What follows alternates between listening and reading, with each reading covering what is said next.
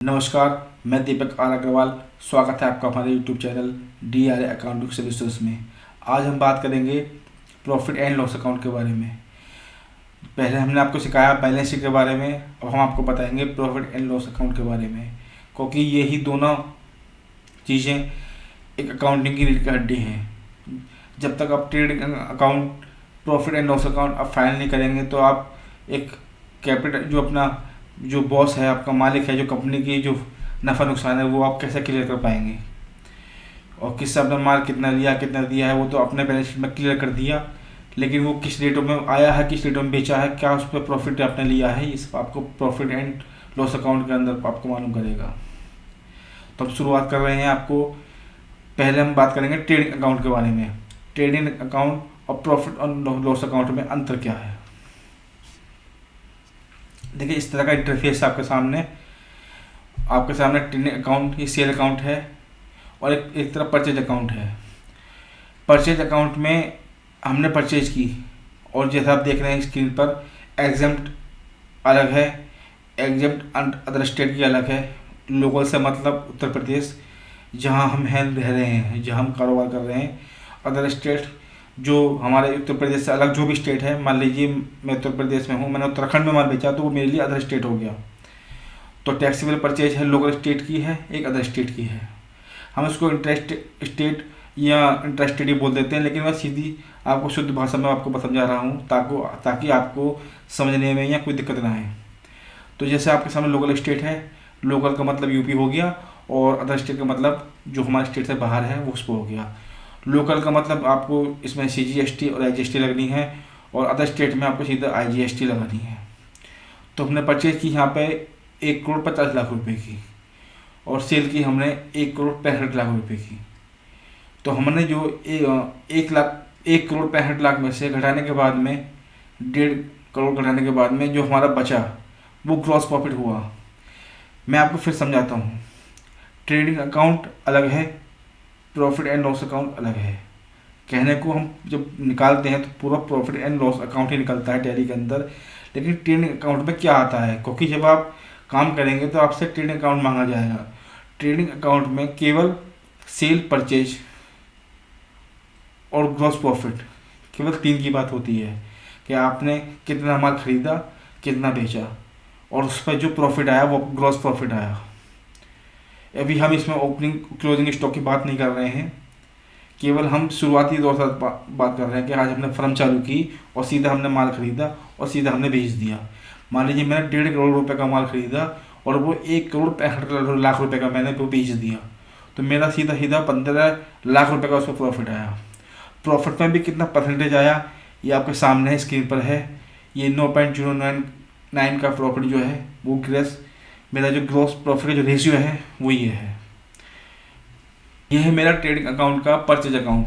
Purchase account में मैं 14 लाख की परचेज एग्जाम की लोकल स्टेट से, यूपी से की, और 10 लाख की परचेज मैंने एग्जाम की अदर स्टेट से की, और 63 लाख रुपए की परचेज मैंने टैक्सेबल की लोकल स्टेट से की।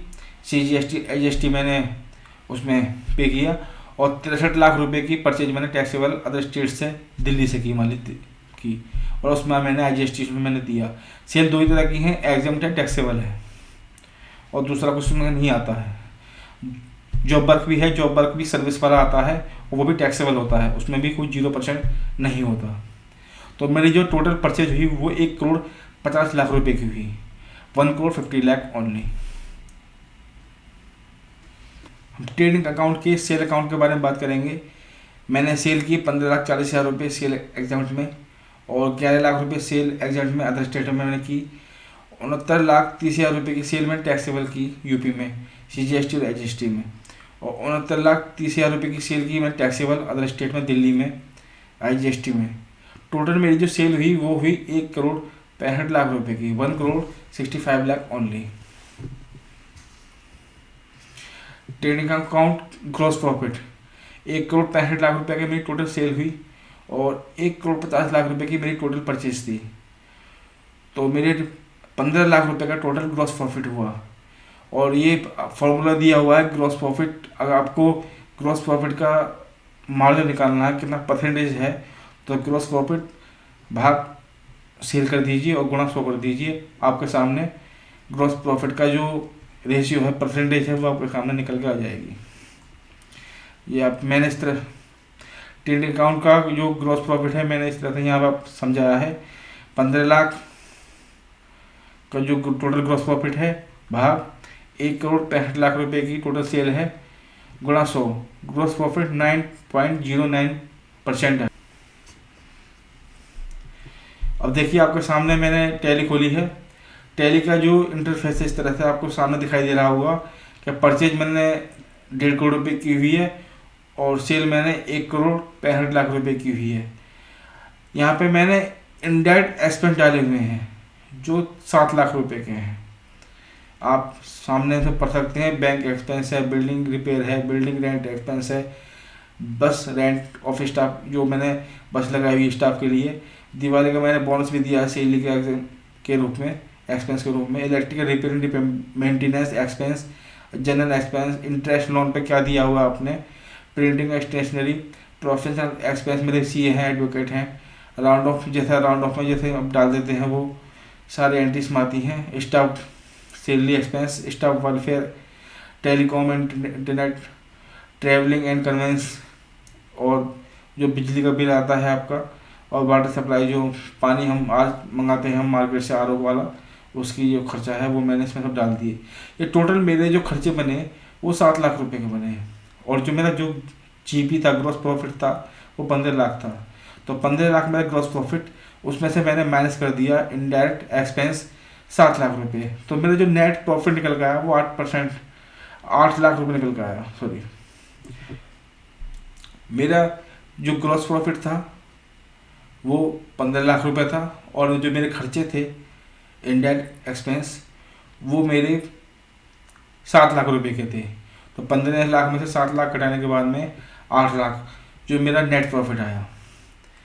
तो इस तरह से ट्रेडिंग अकाउंट में आपने सेल परचेज में पहले ग्रॉस प्रॉफिट निकाले 15 लाख, उसके बाद में जो सारा खर्चा डालने के बाद में जो भी सारा खर्चा था कंपनी का, इंडिविजुअल जो हमारे जो ओनर हैं, कैपिटल अकाउंट का इंडिविजुअल है, जो फर्म का, कैसे भी सारा कुछ डालने के बाद में 8 लाख का जो नेट प्रॉफिट है।